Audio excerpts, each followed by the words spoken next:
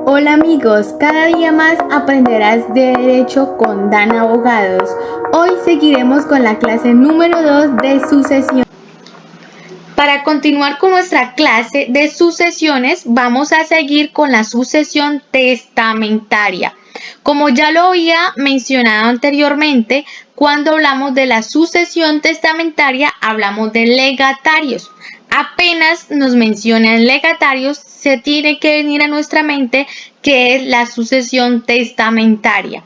De los legados se divide el legado en especie o el legado en género. Cuando hablamos del legado en especie, quiere decir que se debe individualizar con unas características exactas a algún objeto. Y el legado en género quiere decir que no se puede identificar con características exactas, es decir, es lo contrario del legado en especie. Un claro ejemplo de legado en especie es cuando se individualiza una casa.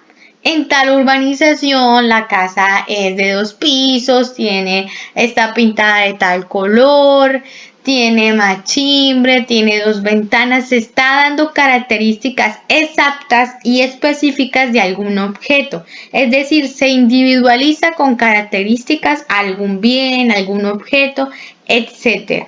Cuando hablamos de legado en género, ya es algo en general, no se está especificando o unificando algún objeto. Es decir, por ejemplo, un rebaño de vacas. Se está hablando en general, no se está especificando ni individualizando. Ahora vamos a seguir a lo que es la posesión. Cuando hablamos de sucesión se desprende también lo que es la posesión. La posesión se divide en posesión legal o en una posesión efectiva. Cuando hablamos de una posesión legal, hablamos que el heredero tiene la calidad de disfrute, del uso, del goce como si fuera suya, cuando muere el causante o apenas fallece el causante. Pero cuando hablamos de una posesión efectiva, es o parte cuando se adjudican los bienes en disposición de ello, es decir, cuando un juez le da la adjudicación de los bienes como lo veíamos anteriormente en la línea. Entonces, de allí surge una pregunta. ¿Un heredero puede adquirir por prescripción adquisitiva de dominio? ¿Qué pensarían ustedes? Pues la respuesta es sí. ¿Por qué? Porque el fundamento jurídico está en la sentencia de la Sala Civil de la Corte Suprema del 23 de noviembre del 2004. De acuerdo a la sentencia referida, un heredero sí puede adquirir por prescripción si se dan algunas condiciones. Bueno, hay que partir de que la herencia es un derecho real, como ya lo sabemos, y que como todo derecho prescribe, claro, prescribe si no se ejerce. Pero en temas de herencia hay que tener en cuenta que estos derechos herenciales no desaparecen en cualquier tiempo que se haya transcurrido, pero con una excepción, cuando se presentan los hechos extintivos. ¿A qué me refiero con ello? ¿Por qué? Porque hay personas que no se preocupan por liquidar la sucesión y por el paso del tiempo los herederos pueden perder ese derecho cuando se inicia un proceso de prescripción adquisitiva de dominio. Bueno, y las condiciones que les mencionaba para que un heredero se pueda prescribir puede cumplir con las siguientes condiciones. El requisito principal para que un heredero adquiera por prescripción adquisitiva de dominio es que primero desconozca a cualquier otro dueño. Es decir, hacerlo como poseedor, como dueño único, con ánimo de señor y dueño, siendo público y pacífico. ¿Por qué? Porque si lo hace como heredero, si inicia el proceso como heredero, sería solamente un tenedor del bien. Ahora pasamos a algunos conceptos importantes que debemos saber en la sucesión. El primer concepto que vemos es medida cautelar. La medida cautelar, ¿para qué sirve? La medida cautelar sirve para proteger el bien. Se presenta cuando los bienes están en varias partes. Es como para proteger esa posesión.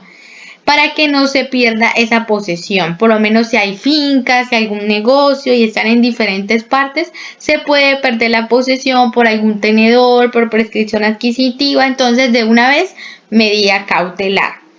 La siguiente es la petición de herencia y la acción revocatoria. Cuando hablamos de petición de herencia, hablamos de que el heredero es el que prueba su derecho a herencia. Y cuando hablamos de acción reivindicatoria es cuando se adjudica el bien, siempre se tenga presente por un tercero. Entonces, ¿cuál es la diferencia entre la petición de herencia y la acción reivindicatoria? Es que la petición de herencia la hace el heredero y la acción reivindicatoria la realiza un tercero. No se va a ver ningún heredero. Cuando hablamos de la acción de reforma es que se solicita al que está dentro del testamento cuando la cuota ha sido menor. ¿Esto qué quiere decir?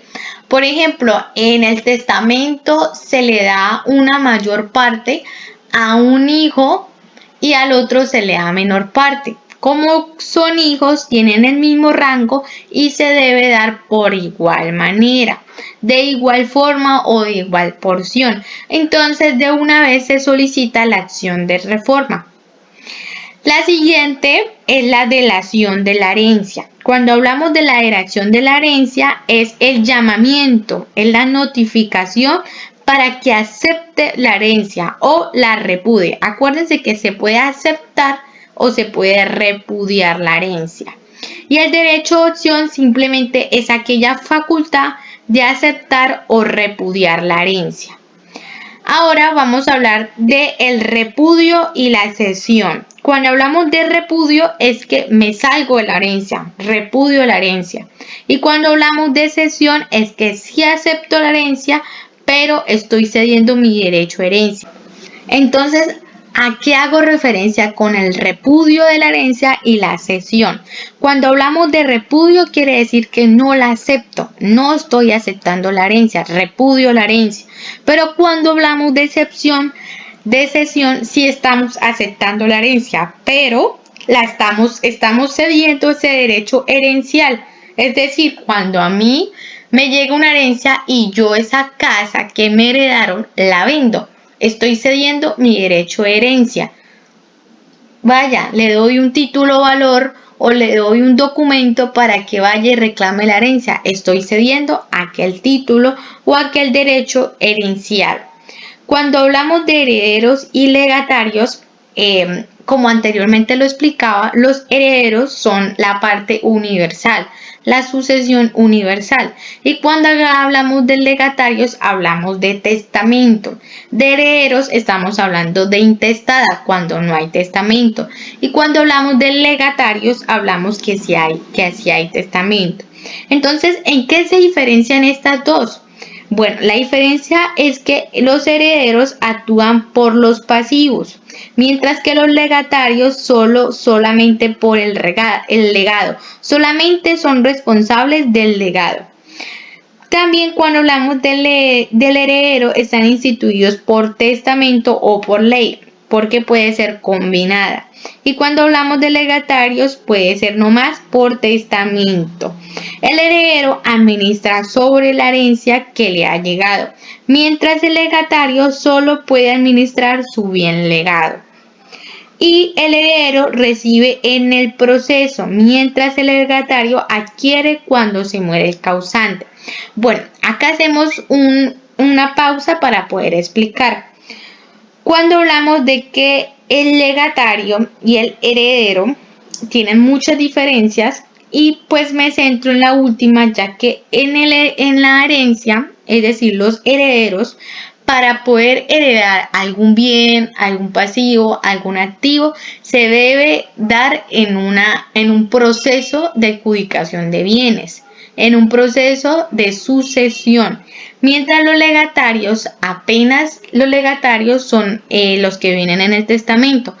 Apenas muere el causante, como ya él dejó su voluntad en su testamento, apenas fallece el causante, los derechos, los bienes, los activos, los pasivos que el causante cedió o heredó, pues de una vez lo toma el legatario, mientras que el heredero es en un proceso. Bueno, seguimos con la sucesión testamentaria. La sucesión testamentaria también se divide en tres partes: dignidad sucesoral, indignidad y desheredamiento. Vamos a definir las tres partes. La dignidad sucesoral tiene que ver con suceder. ¿Por qué?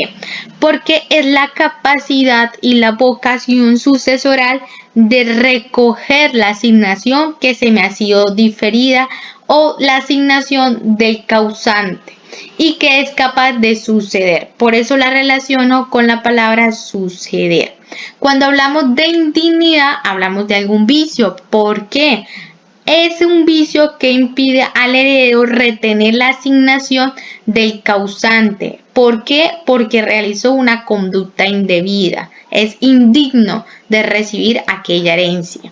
Y el desheredamiento es aquella figura jurídica del derecho civil de la cual puede hacer uso el testador al momento de elaborar su testamento. ¿Para qué? Para privar a algún legítimo como hijo. Entonces, ¿en qué se diferencia la indignidad del desheredamiento? La indignidad del desheredamiento se diferencia en que para iniciar el proceso de indignidad lo puede hacer cualquier interesado. Y mientras el desheredamiento para el proceso, para poder realizar el desheredamiento, lo puede hacer solamente el testador, es decir, el causante, el dueño del bien, es el que está cediendo aquel bien ante un testamento. Entonces, para explicarlo de la mejor manera, les voy a dar un claro ejemplo. La indignidad, por ejemplo, cuando yo adquiero por herencia algún bien, algún activo, pero yo fui aquel heredero que le causé la muerte al causante. Es decir, Juan Pablo es mi papá y Dana es la hija. Dana le causó la muerte a Juan Pablo. Adquirí la herencia por el fallecimiento de mi padre Juan Pablo, pero la conducta que realice es indebida, por eso se llama indignidad. No puede proceder a recibir la herencia debido a que yo realicé una mala conducta en contra del causante. Y por eso se llama poseedor de mala fe. Y cuando hablamos de desheredamiento es que el dueño de los bienes, es decir, el causante, en vida propia, deshereda a algún legítimo, es decir, algún hijo, algún padre, algún sobrino, deshereda a alguien legítimo. Se ve más en los casos de los hijos. Deshereda a algún legítimo, porque esta figura se ve que no es poseedor de mala fe debido a que no alcanza a tener el bien. Simplemente lo deshereda por las causales que la ley especifica en el testamento. Ahora proseguiremos a lo que es los requisitos para poder suceder. Son tres requisitos para poder suceder. Primero, la existencia legal.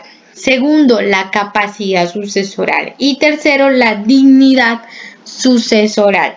Cuando hablamos de existencia legal, se nos debe venir a la mente dos cosas: la persona natural y la persona jurídica. Simple.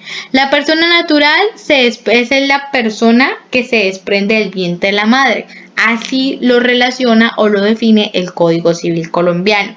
Y la persona jurídica es la que tiene razón social. Es aquella persona ficticia, aquella empresa, aquella persona ficticia.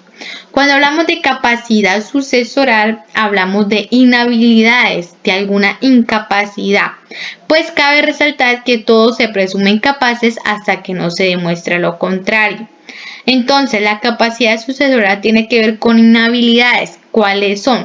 Los que no tengan existencia legal, es decir, los que no hayan nacido a la vida jurídica. Los que por su propio cargo, como cuáles, como el notario, como el sacerdote confesor, y por último, por religión. Cuando hablamos de dignidad, es como yo le decía, se presume que tiene la capacidad de suceder.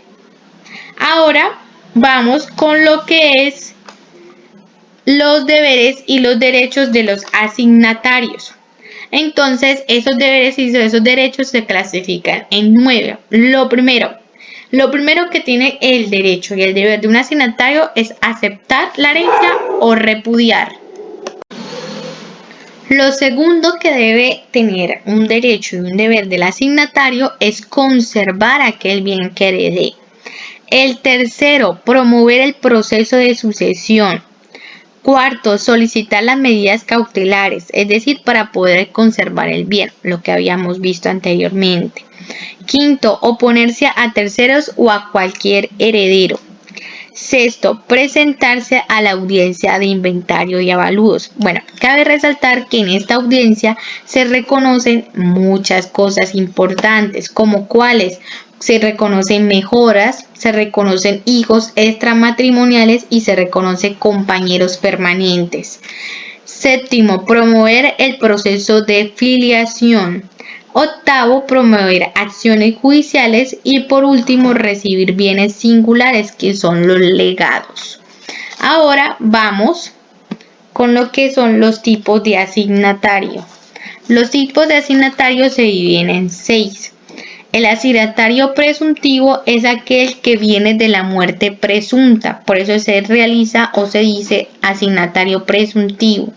Y es muy posible que tenga que restituir los bienes debido a que la muerte es presunta, no se tiene la certeza de que es un asignatario. Seguimos con el asignatario póstumo. Cuando hablamos del asignatario póstumo es aquel que se encuentra en el vientre de la madre. No ha nacido vivo, pero se encuentra en el vientre de la madre y se tiene la certeza que está por nacer y que va a nacer vivo. Es decir, este asignatario póstumo se va en la concepción. Ahora seguimos con el asignatario futuro. Cuando hablamos del asignatario futuro es que no ha nacido, pero se espera su nacimiento.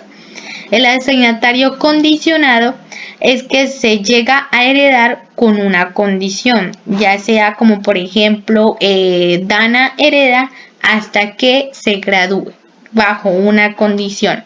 Y los dos últimos que ya los hayamos visto, que es el asignatario como persona natural, que es aquella que se desprende del vientre de la madre, como lo define el Código Civil, y el asignatario que es la persona jurídica, que es la que tiene razón social. Ahora vamos a lo último de sucesiones, que son los tipos de herederos. Cuando hablamos de herederos universales versus los singulares. Los universales sabemos que son los herederos y los singulares sabemos que son los legatarios, los que vienen del testamento. Cuando hablamos de voluntarios versus los legítimos o forzosos, hablamos que los voluntarios son los que tienen libre disposición, es decir, el que sean un testamento. Cuando sean un testamento es por libre disposición. Y los legítimos o forzosos son los ascendientes, que son los que ya vimos, que son los padres, los hermanos, los sobrinos, etc. O los descendientes, que son los hijos.